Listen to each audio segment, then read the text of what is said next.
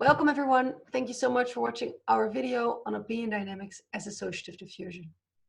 So I'd like to start with the relevance of our research. I'm sure that many of you are grabbed by the current protests of Black Lives Matter. And although this issue of racism has its own specificities and problems, we can see these demonstrations and also the emerging counter demonstrations as examples of opinion and behavior polarization. Different groups in society having different opposing viewpoints. And that's a common phenomenon. Social scientists have long tried to understand how these differences, also on the aggregate level, come about. And recently, computational social science also started to engage with this question, but from a modeling perspective. This presentation is about this line of research. Can we build a model to get more insight into the cause and dynamics of cultural differences and polarization? So in these 8 minutes, we will discuss first, how has previous modeling research explained opinion and behavior polarization? Then we introduce the idea of associative diffusion proposed by Goldberg and Stein. Third, we will discuss some of the issues with the implementation of this model, which lead to our conclusion, which is basically an alternative framework for modeling associative diffusion. So how has polarization and cultural variation been explained before in the modeling realm? So there have been many models suggested, but roughly we can identify two main mechanisms that are driving the cultural differences. So on the one hand, we have models based on structural heterogeneities. So differences in relations between individuals, social network structures, lead people to being exposed to different sets of information and other people's opinions and behaviors. And that gives rise also to different groups of people having different opinions or behaviors. On the other hand, we have models that are more based on homophily. So here, the causality is in a way the other way around. So the argument is that people tend to interact with others that are similar and also only let themselves be influenced by others that they can identify with. So someone you feel is very different from you might have a polite conversation with, but you will not let him or her influence your opinion or belief. So while these models seem to have a lot of explanatory power, there are some topics in society on which people tend to have opposing beliefs, but which cannot be explained by either of these two mechanisms. For example, vaccines. There are clear pro and anti-vaccine supporters, but the anti-vaccine supporters do not seem to relate it in terms of their social network or their geographical region, and they also are not alike or similar. They're not from the same social class or milieu. So Goldberg and Stein noticed that, and they suggest, therefore, a model of associative diffusion. So what diffuses is perhaps not so much the opinion or behavior itself as a sort of static object, but rather it's the associations between opinions or between behaviors that is diffusing. And it's these associations that give rise to meaning and interpretation, and that is very important for social dynamics, and it's not yet well integrated into the models. So Goldberg and Stein do not deny the other mechanisms, but they simply propose a third mechanism that is driving differences, namely association and interpretation. So let's dive into their model. So in their model, the very crucial aspect is that agents have their own way of associating certain behaviors to one another, represented by an association matrix. Also, agents have a preference vector, which represents the agent's like or dislike for a certain behavior. So now the goal of each agent is to decrease cognitive dissonance. That is, if an agent feels strongly about behavior I and believes behavior I is strongly associated to behavior J, then she must also feel strongly about behavior J.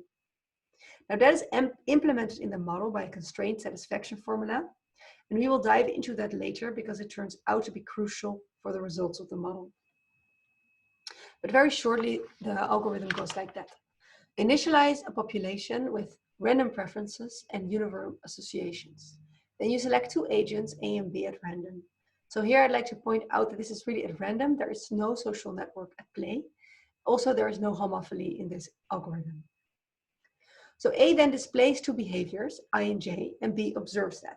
So as a result, B doesn't necessarily change his or her preference, but he does immediately update his associations between I and J.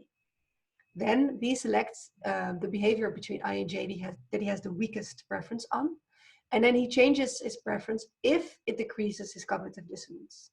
And then again, we select two agents and we repeat this over and over again. Now, what Goldberg and Stein show is that this model leads to polarization. So in the end, all agents agree on how behaviors are associated. In terms of preferences, we see two types of agents emerge. One type with a certain set of beliefs and another with another set of beliefs. And in fact, these two sets of beliefs or these two sets of preferences are directly opposed to one another. Now, we didn't understand why associative diffusion always leads to polarization, and in specific, into two groups. We also noticed that in society, this is not always the case. There are many topics on which there is consensus or where more variety exists than just two opposed sets of opinions. So we replicated their model and dove into the details to understand the details. Now, we dove into the details of the constraint implementation, and we found that it does something very particular. We find this threshold of 0.5. If two behaviors are associated more than 0.5, the constraint pushes these behaviors to become maximally similar. If two behaviors are associated less than 0.5, the constraint pushes these behaviors to become completely dissimilar. So in a way, the constraint is, the way it's formulated here in this formula, is creating a kind of synthetic negative association for behaviors that are associated less than 0.5. And the constraint always allows for two maximally opposed solutions. So here's an example of the run of the algorithm, where we see on the left a normalized association matrix, and on the right we see two probability vectors of preferences that satisfy the constraint. So here we clearly see this 0.5 threshold in action. So on the left you can see that behaviors that are associated less than 0.5, that are on the right, in terms of their preferences, very dissimilar. And behaviors that are associated more than 0.5, we can see on the right, are in terms of preferences very similar. Also, we see that the probability of being displayed is equally likely. But we notice that this is only due to the particular constraint formulation. So it's the constraint that really pushes that there's always two solutions maximally polarized. So what we did is we adjusted this constraint function to make it so that we believe Goldberg and Stein actually intended it to behave, which is only very positively associated behaviors should have similar strengths. So we find that all agents now actually agree, so there's no more polarization, and they exhibit each behavior equally likely. So these are quite trivial model results. So that leads to our conclusion, for summing up. So we asked, does associative diffusion drive cultural heterogeneity in specific polarization? Goldberg and Stein's model says yes, it does. We replicated this model and we find that this is solely due to the constraint implementation. And so we suggest that we need another framework of associative diffusion, but that also allows explicitly for negative associations, so that it's also better to interpret, easier and more transparent to interpret. So what we propose is an energy-based model where agents have a certain mental energy that takes into account the mental cost of having certain behaviors and certain associations. So the statistical physicists among us will probably recognize this framework. But basically what we do here is that we reformulate the cognitive dissonance reduction constraint into a constraint on mental energy minimization of the agents. So there's a lot more that we can say about this model, but time doesn't allow us. So we just want to give you a short peek preview into some of the results. So we ran some initial simulations and we find that it yields much richer diversity patterns. So sometimes the agents agree, but in other cases, when we allow for negative associations, we see that more clusters emerge, 2 or 3, with different preferences. So this is ongoing work. We are very interested to hear your feedback, and suggestions are very welcome. Please do reach out to us.